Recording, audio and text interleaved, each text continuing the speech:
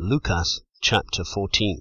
And it came to be, as he went into the house of one of the rulers of the Pharisees, to eat bread on the Sabbath, that they were watching him closely.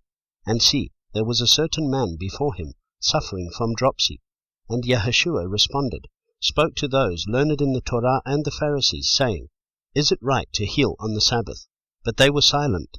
So taking hold of him, he healed him, and let him go. And to them he said, Which of you, having a donkey or an ox that has fallen into a pit, shall not immediately pull him out on the Sabbath day? And they were unable to answer him regarding these matters. And he spoke a parable to those who were invited, when he noted how they chose the best places, saying to them, When you are invited by anyone to a wedding feast, do not sit down in the best place, lest one more distinguished than you be invited by him, and he who invited you and him come and say to you, Give this one place, and then you begin with shame to take the last place. Rather, when you are invited, go and sit down in the last place, so that when he who invited you comes, he shall say to you, Friend, come up higher. Then you shall have esteem in the presence of those who sit at the table with you. For everyone who is exalting himself shall be humbled, and he who is humbling himself shall be exalted. And he also said to him who invited him, When you give a dinner or a supper, do not ask your friends, nor your brothers, nor your relatives, nor your rich neighbors, lest they also invite you back, and you be repaid. But when you give a feast, invite poor ones, crippled ones, lame ones, blind ones, and you shall be blessed, because they do not have to repay you, for you shall be repaid at the resurrection of the righteous.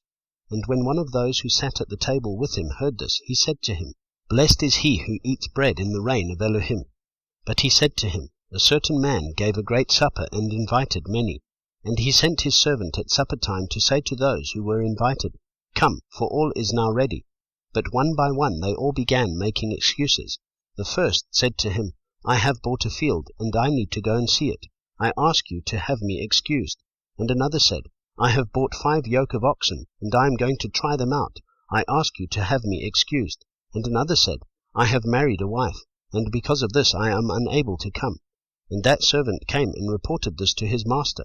Then the master of the house, being wroth, said to his servant, Hurry out into the streets and lanes of the city, and bring in here the poor and the crippled, and lame and blind.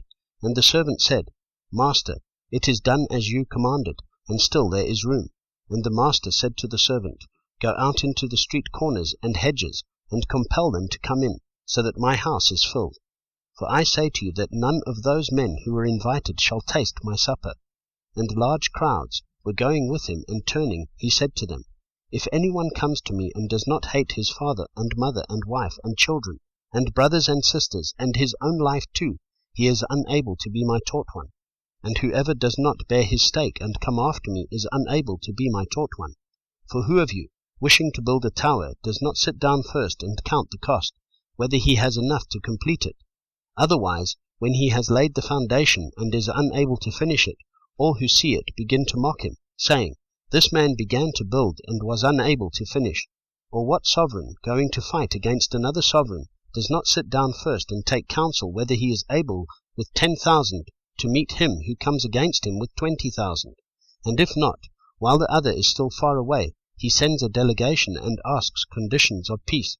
So then, every one of you who does not give up all that he has is unable to be my taught one. The salt is good, but if the salt becomes tasteless, with what shall it be seasoned? It is not fit for land nor for manure. They throw it out. He who has ears to hear, let him hear.